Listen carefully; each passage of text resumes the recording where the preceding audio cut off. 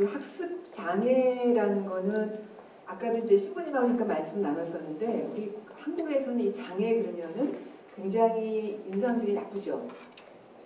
어떠세요들? 그 무슨 장애 그러면은 정말 장애, 아무것도 못하는 이런 상태 이렇게 생각을 하거든요. 그래서 사실 장애라는 게 의학적인 용어에서는 이게 맞는 용어긴 합니다. 근데 이거를 어떤 장애를 말씀드리면 어떤 경우에는 그 진단받으시는 분들도 그렇고 또 대내외적으로도 상당히 부정적인 생각을 많이 하셔서 조금 주저가 되는 용어인 거는 맞는 것 같습니다. 근데 글쎄 그건 앞으로 이제 정리가 돼야 될 부분인 것 같은데 어떤 뭐 모임도 그렇고 이걸 조금 더 이렇게 우리가 대외적으로 표방을 할 때 어떤 게 좋을까 이건 좀 더 고민이 돼야 될 부분인 것 같습니다. 그래서 이 학습장애라는 거는 사실 국내에 도입된 개념이 도입된 지가 얼마 안 됐어요.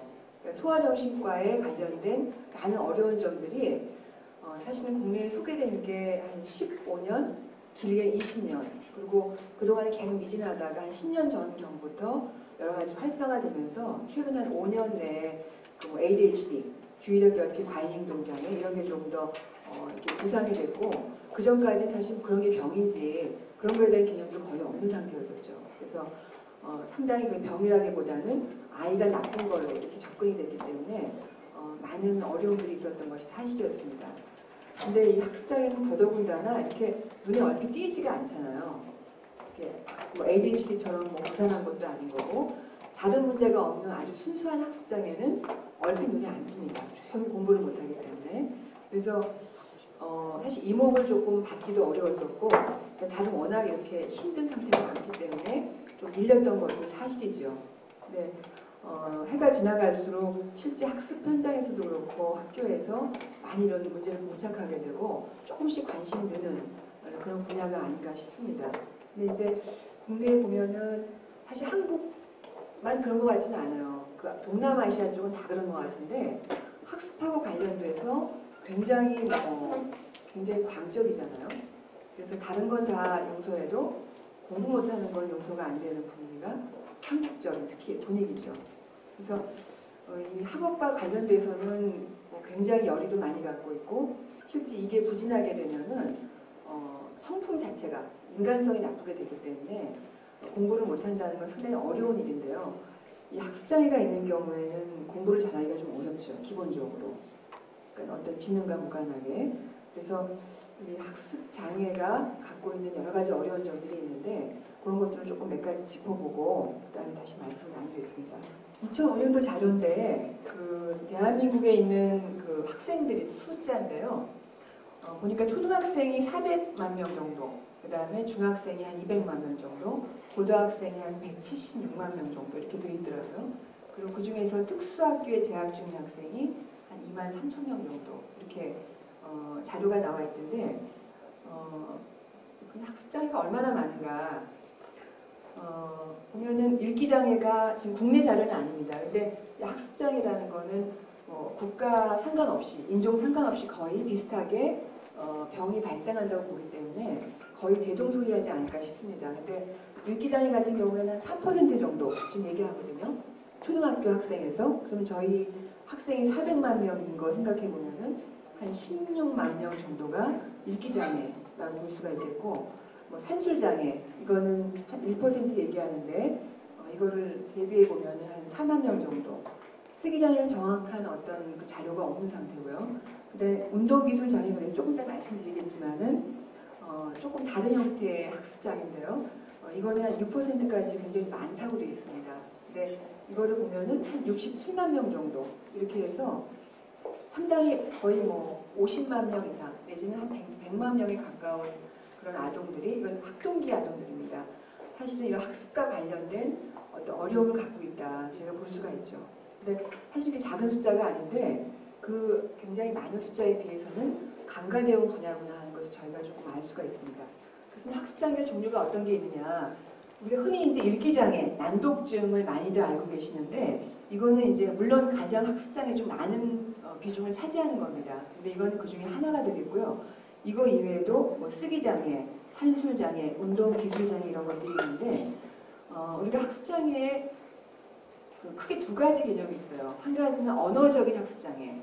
이거는 뭐냐면은 말과 글로 되는 그런 학습이 어려운 그런 상태가 되겠고, 여기에 비해서 비언어적인 학습장애, 이거는 언어적인 문제가 없을 가능성도 높습니다. 근데 예를 들면 뭐 공간지각형이라든가 미세운동이라든가 뭐 대근육운동이라든가 이런 언어가 매개가 되지 않는 그런 어떤 기술을 통한 학습에 문제가 있었을 때, 그때 우리가 이제 운동기술장애 얘기하는데 상당히 많아요. 운동기술장애가. 근데 우리 흔히 옛날에 학생 때 생각해보면 몸치라고 그러죠. 그리고 체육 시간에 그 구령 붙여서 앞으로 가는 거 할 때 꼭 손과 발이 동시에 나가는, 전혀 따라하지 못한다든지, 그리고 이런 어떤 공간 지각력 같은 게 없어서 예를 들면은 어떤 뭐 길은 굉장히 어두운 친구들도 있고, 또 어떤 뭘 보고 따라해야 되는데 따라하지 못하는, 그러니까 말로는 괜찮은데 뭐 그림이라든가 이런 것들 따라하지 못하는 경우들도 있고, 그래서 이건 언어랑 조금 별개의 영역이다 그래서 비언어적인 학습장애 이렇게 얘기를 합니다. 그래서 우리가 학습장애 그러면은 조금 더 광범위하게 생각을 할 필요가 있어요. 어쨌거나 우리가 여러 가지 매개를 통해서 언어든 뭐 시공간 능력이든 운동이든 많은 도구를 통해서 우리가 학습을 하게 되는데, 학습은 공부만은 아니니까요. 근데 그 학습이 안 되는 장애가 학습장애다 이렇게 보시면 되겠습니다. 그래서 굉장히 범위가 넓다는 걸 우리가 알 수가 있겠고요. 그러면은 학습장애는 아니지만 우리가 학습 부진이 나타나는 경우는 굉장히 많습니다.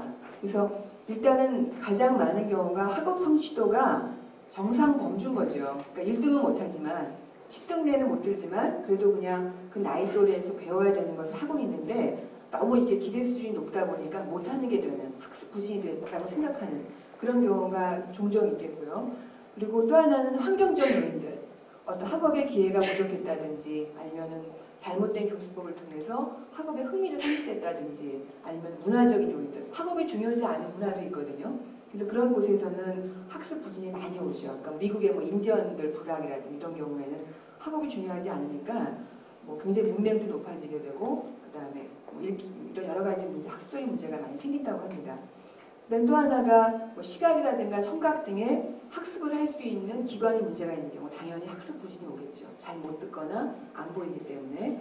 근데 이 청각적인 부분들은 우리가 언어장애에서도 많이 이제 고려해 봐야 되는 부분들인데 의외로 꽤 많습니다. 아예 안 들리는 게 아니라 미세한 소리를 못 듣는 친구들이 가끔 있습니다. 그래서 어떤 언어가 문제가 있거나 이제 그런 게 걸렸을 때는 어떤 청각적인 검사 같은 거는 필요한 경우가 많은데 좀 간과하는 경우들이 꽤 있죠. 그 또 하나 정신지체, 전반적인 인지기능 발달이 굉장히 저조한 경우들이죠. 그 다음에 자폐장애, 이거는 뭐 학습장애가 많이 중첩되지는 않지만은 자폐장애의 경우에 당연히 학습 부진이 올 수밖에 없습니다. 그 다음에 많은 게 주의력 결핍 과잉행동장애. 주의력 결핍 과잉행동장애는 상당히 높죠. 많이 발생하죠. 그래서 이게 있는 경우에도 학습 부진이 오긴 하지만 학습 장애하고 양상은 좀 달라지게 됩니다. 그래서 이런 6번 같은 경우에는 치료를 받게 되면 학습 어떤 장애처럼 보였던 많은 부분들이 교정되는 것을 우리가 알 수가 있습니다. 그래서 이제 학습 장애는 왜 생기는가? 그러니까 원인이 결국 원인이죠. 근데 우리가 다른 장애에는 이렇게 자료가 많지가 않기 때문에 제가 많이 알려져 있는 읽기 장애를 중심으로 말씀드리겠습니다. 이 내용은 제가 작년에 그 세미나 할 때 좀 잠깐 말씀드렸던 부분인데요. 보시면은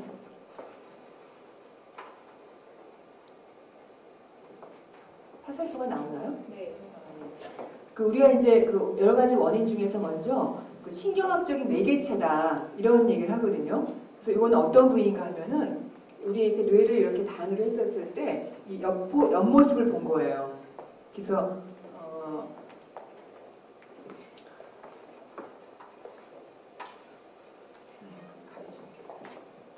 이렇게 보시면은 이쪽이 이제 이 앞머리가 되고 여기가 이제 뒷머리가 되죠. 그러니까 뇌 반 한쪽 편을 우리가 본 거니까. 그래서 이거 반을 해서 옆에서 본다고 보시면 됩니다. 그래서 이런 뇌에 이제 반구가 있는데 여러 가지 부위 중에서 이렇게 우리가 이 세 부분이 굉장히 읽기에 중요하다고 봅니다. 그래서 여기서 이제 이 가장 후두엽 있는 부분에서는 글씨를 보면 이렇게 인식을 하는 거죠. 이게 글씨에 무슨 글자다 하는 거를 인식을 하고, 그 다음에 이제 그 다음 부분에서는 그거를 뜻을 해석하는 거죠. 사과라는 글자를 봤으면 아 이게 사과구나 인식을 하고 그동안 자기가 공부했던 걸 연상을 시킵니다. 그래서 이제 마지막으로 그 이쪽 부위에서 발성을 하게 하는 거죠. 사과 이렇게 하고. 근데 이런 세 부위들이 이렇게 연결되어 있는데 이 과정이 유기적으로 연결이 안 되거나 어떤 각 부분에 문제가 있게 되면은 글자를 봐도 언뜻 무슨 글자인지 모르고 뭐 사과를 사괴라고 본다든가 소과라고 본다든가 괜찮으세요? 그래서 잘못 그걸 보는 거죠. 근데 그게 시력이 나빠서가 아니라 뇌 자체에서 그 글자를 인식을 못하는 것들이거든요. 그래서 그렇게 되고 그 다음에는 글자를 봐도 그게 사과를 연상한다는 걸 어떻게 생각하지 못하는 거죠. 그리고 그 다음 과정에서 그거를 그렇게 인식하지 못했기 때문에 사과 발음을 못하고 이상한 발음을 하게 되는 것들인데 뭐 사과는 워낙 흔한 단어이기 때문에 실수하는 경우가 적지만 조금 더 복잡해지게 되면 더 실수가 많아지게 되는 거죠. 근데 이제 처음에 읽기를 배우는 과정에서는 그런 단순한 단어에서도 이제 실수를 많이 하게 되고 잘 교정이 안 되는 것을 우리가 알 수가 있습니다. 그래서 우리 크게 읽기 장애에 관여되는 부분이 이렇게 뇌에 이런 부분이 있다는 것을 알 수가 있고 그래서 이런 정상적으로 읽기에 필요한 기능들인데 이게 어떤 정상적으로는 읽기를 하는 사람하고 읽기 장애가 있는 사람들하고 비교를 해봤더니 이렇게 아까 세 부분이 있다고 말씀드렸잖아요. 근데 위에 거는 이제 이런 문제가 없는 사람의 뇌를 찍은 거예요. 보면은 이 세 부위가 그냥 다 활동을 하고 있는 걸 알 수가 있습니다. 근데 요 이제 이 난독증이 있는 그런 사람에서의 뇌를 찍어봤더니 다른 두 부위가 거의 활동을 안 해요. 그리고 오히려 이쪽의 앞부위만 굉장히 과도하게 활성화되는, 그러니까 비효율적이라는 얘기죠. 그래서 발성을 하긴 하지만은 엉뚱한 걸 얘기한다든가, 그러니까 전혀 이 뇌 안에서 이 프로세싱 어떤 이 작업을 갖지 못한다는 것을 뜻하고 있습니다. 그러니까 이것이 어떤 결국은 뇌 자체의 어려움인지 그 밖으로 표현되는 것은 아니지만 뇌에서부터 그게 안 된다는 것을 이제 우리가 알 수가 있고요. 그다음에 또 하나가 유전적인 요인이 굉장히 큽니다. 그래서 가계도 연구를 해서 우리가 이제 그 읽기 장애가 있었을 때 읽기 장애 있는 그 친구의 부모에서 어떤가, 뭐 형제에서 얼만큼 읽기 장애가 생기는가 하는 걸 본 거였었는데 읽기 장애 부모님인 경우에는 그 자녀에서 한 반 정도, 그다음 읽기 장애가 있는 아동의 형제에서 한 반 정도에 상당히 유전력이 높은 것으로 되어 있습니다. 근데 이제 정도의 차이는 조금 있죠. 더 심한 사람이 있고 좀 더 경한 사람이 있고, 그다음에 또 하나가 이제 분자 유전학적 연구를 해서 이 읽기 장애라는 요 학습 장애에 연관되는 어떤 유전자가 뭐가 있나 그런 거를 이제 많이 연구를 했었었는데요. 최근에는 이제 많은 그 대상 될 수 있는 유전자들이 발견됐었어요. 그러니까 이런 유전자에 어떤 돌연 변이가 있으면 읽기 장애가 될 가능성이 높다는 거죠. 근데 이게 의미가 있는 거는 이제 아직까지는 이런 그 유전자 연구가 이 현상을 우리가 설명해 주는 거에 지금 그치고 있지만 결국 이 유전자의 기능을 밝히고 유전자의 기능을 바꿀 수 있는 방법을 우리가 알아낼 수 있으면 어찌 보면 근본적으로 그 장애를 치료할 수 있는 그런 걸 저희가 계획해 볼 수가 있는 거죠. 근데 그러려면 굉장히 많은 단계가 필요하긴 합니다. 어쩌면 근본적인 치료라고 볼 수 있는데 그러기에는 아직까지는 저 자료조차도 많이 축적이 안 돼 있어요. 그래서 갈 길은 멀지만 어쨌든 이제 이런 대상 유전자가 있겠고요. 또한 인지적인 요인, 그래서 비슷한 얘기긴 한데 어떤 소리를 들었을 때 글자를 읽었을 때 그것을 이렇게 부호하는 인지적인 과정이 있습니다. 그래서 아마 이거는 제가 보기에는 생각하기에는 그 심리학과 선생님께서 아마 나중에 강의가 있으시던데 그때 한번 다시 한번 말씀을 들으실 기회가 있을 겁니다. 그래서 이런 원인들이 있게 되고요. 그래서 이제 학습장애는 어떻게 나타나는가? 그래서 언어적인 관점과 비언어적인 관점이 있습니다. 그러니까 언어적인 관점, 아까 말씀드린 것처럼 언어적인 학습장애들이죠. 그러니까 읽기, 말하기를 통해서 문제가 생기는 것들입니다. 잘 못 읽고, 그다음 잘 못 말하고, 뭐 발음을 잘못하고 이런 것들이 여기에 해당이 되겠고, 비언어적인 관점은 이게 표현되기를 운동 기술, 공간 지각력, 그다음에 이런 것하고 관련돼서 문제점이 생기는 두 가지 크게 우리가 대별해서 분류해 볼 수가 있겠습니다. 그래서 학습장애는 어떻게 진단되는가? 일단 병력이 굉장히 중요해요. 지금까지 지금 진단받는 시점이 몇 살이든 간에 그 전까지 어떠한 현상이 있어왔는가, 지금 잠깐 그런 건지 아니면은 계속 어렸을 때부터 연결될 수 있는 현상이 있었던 건지, 이런 것들을 잘 병력 청취를 해야 되고, 그 다음에 학교 정보가 어떤지, 그다음에 직접 엄마가 뭐 가르쳐 봤을 때 어떤 상황인지, 그 다음에 이제 아동의 여러 가지 양상을 관찰해야 되고, 또 이제 면담을 통한 임상적인 진찰을 하게 됩니다.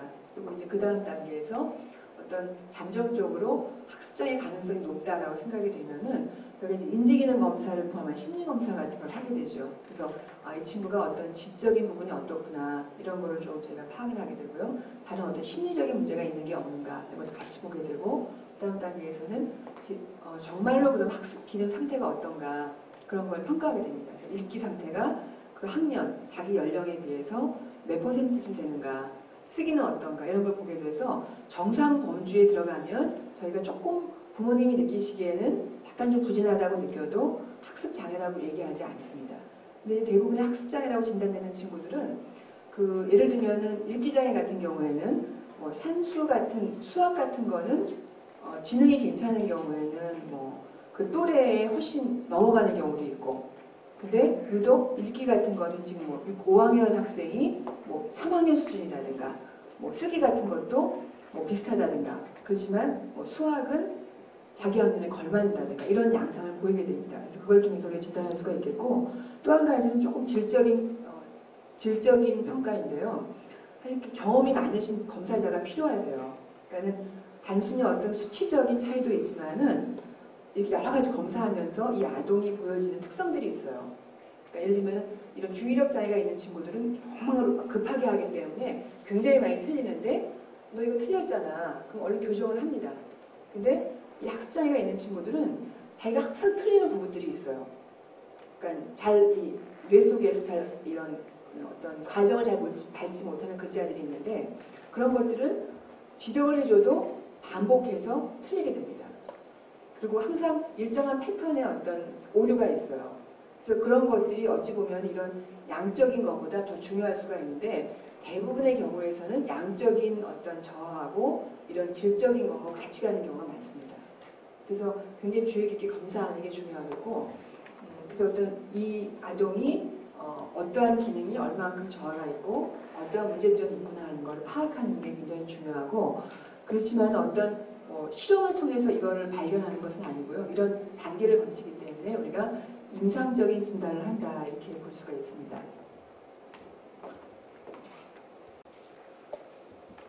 근데 이제 문제가 이 학습장애가 그러면은 단독으로 진단되는가, 이것만 있는가, 그렇지 않다는 거예요. 그래서 대부분이 자주 동반되는 상태가 이 주의력 결핍 과잉행동 장애, 굉장히 같이 많이 옵니다. 그래서 저희 실제 이제 그 클리닉에서 보게 되면은 애초에 오신 건 이 문제 때문에 오셨어요. 주의력 문제 때문에. 근데 여러 가지 검사를 하다 보니까 이 문제도 있지만 학습장애가 같이 있는 경우들이죠. 그래서 발견되는 경우도 있고, 그 다음에 품행장애, 우울증, 이런 게 많이 옵니다. 근데 이 우울증 같은 거는 아주 어렸을 땐 별로 오지 않는데, 이 학습장애를 갖고 오랫동안 지내는 동안에 굉장히 자존감에 손상이 오기도 하고 많이 주눅이 들어요, 아이들이. 그리고 스트레스도 많이 받고. 그러니까 2차적으로 우울증이 많이 오게 됩니다. 그래서 이건 어찌 보면 환경적인 요인에 의한 걸 수가 있는데, 그래서 실제 학습장애라고 단독으로 보는 경우보다는 여러 가지 기타 상태가 같이 있기 때문에 어떤 경우에는 학습장애 자체보다도 여타의 상태를 치료해 주는 게 더 중요한 경우도 많습니다. 그리고 실제로 다른 게 아무것도 없이 학습장애만 딱 있다, 이런 경우에는 클리닉으로 오는 경우가 조금 드물죠. 왜냐하면 병이라고 보지 않기 때문에. 그래서 저희가 조금 더 아마 이런 동반되는 상태도 많이 볼 수 있는 것 같고요. 그러면은 치료는 어떻게 할 거냐? 학습장애 치료는 사실 아직까지는 의학적인 치료는 없습니다. 우리가 뭐 약을 쓴다든가 이런 치료 방법이 있는 것이 아니라 학습 치료, 교수법이 가장 중요한 치료 방법이라고 저희가 보죠. 그래서 여러분께서 지난번에 특수교육 하시는 우리 김혜아 교수님 강의 들으셨죠? 그때 아마 학습장애 교수법을 들으셨을 것 같은데, 그러니까 그런 종류의 특별한 교수법이 굉장히 필요합니다. 그래서 이 학습장애 치료에서는 치료 효과를 결정하는 요인들이 일단 교사가 굉장히 유능해야 되죠. 이 학습장애에 대한 걸 알고 있어야 돼요. 그래서 일반 그냥 학습 부지진 아동들하고는 좀 다릅니다. 물론 반복하는 거는 유사하지만 반복을 효과적으로 해야 되는데 무조건 많이 시키는 거 그게 능사가 아닌 거죠. 그래서 그 아동이 인지적인 결함이 있는데 그 결함을 발견해내서 그 결함을 도와줄 수 있는 걸로 이 교수법을 해야 되겠고요. 그 다음에 여러 가지 교수법을 사실 한국에서 쉽지가 않은 부분인데 학급 내에서 잘 조화시켜주는 거. 그 다음에 좀 여러 가지 그 정신지체라든가 많은 또 이제 학습 부진 아동들이 있는데 각 아동들마다 조금씩 교수법이 다릅니다. 근데 좀 참여화되어 있고 특정한 교수법이 필요하겠고 그 다음에 이 아동과 또 이제 부모님한테 정확한 지침 특히 아동한테는 어떻게 해야 한다는 것을 명확히 알려주는 게 굉장히 중요하다고 되어 있습니다. 그리고 실제 이제 이런 치료 교수법에 대한 것들은 미국에서는 많은 데이터들이 있는데요. 그것이 이제 좀 실험적인 상황이기 때문에 그게 학교에서는 어떻게 연결될 수 있느냐에 대해서는 많은 아직까지 논란이 있는 것 같아요. 그래서 결국은 학습 장애인 경우에는 특수 교육을 받아야 되는데 가장 바람직한 것은 어디 가서 받는 것이 아니라 학교에서 자기가 또 강점 있는 과목들도 있거든요. 그런 과목은 공부하면서 그 다음에 안 되는 과목에 대한 걸 특수교육을 받는 게 사실 가장 바람직하죠. 근데 이거는 글쎄 굉장히 요원하지 않을까 싶긴 해요. 아직까지 국내에서는 가서 받는 것도 어떤 여러 가지 선생님들도 그렇고 여러 가지 시설 같은 게 충분치 않은 것 같더라고요. 근데 어쨌거나 우리가 지향해야 되는 부분은 이쪽 부분이 아닌가 싶습니다. 그래서 요즘 보면은 아까 특수학교 얘기도 있었었는데 특수학급 그래서 통합교육이 많이 생겼잖아요. 일반 학교 내에. 그래서 일반 학급에서 공부하다가 어떤 몇 가지 과목, 주요 과목에 대해서는 이제 특수학급에 가서 배우게 되는데 특수학급 운영에 대해서는 굉장히 조금 논란이 많습니다. 그러니까 어떤 학교마다 조금 차이가 있는 것 같은데 어떤 학교에서는 그냥 명목상의 특수학급도 있는 것 같아요. 근데 또 어떤 학교의 특수학급은 정말 잘 정비가 돼서 실제 도움받으시는 얘기들을 많이 하시거든요. 근데 지금 현재 우리 특수학급의 개념은 다 그냥 모아서 일반 학급에 적응이 안 되는 모든 어려움을 가진 아동을 다 모았기 때문에 너무나 이게 이질성이 많죠. 그래서 선생님들도 어디에다 초점을 맞춰야 되는지 모르기 때문에 조금 이렇게 갈팡질팡하는 경우도 많다고 합니다. 그래서 참 앞으로 힘든 일이긴 하지만은 근데 굉장히 중요한 부분일 것 같고요. 그럼 학습장애는 커서 어떻게 될 건가?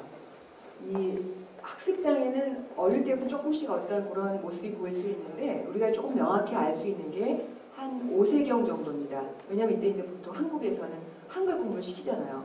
근데 유독 한글 공부를 굉장히 많이 시켰는데도 잘 받아들이지 못하고 자꾸 같은 반복을 하고 오늘 배운 거 내일 물어보면 또 모르고 이런 어려움을 겪으시게 되시죠.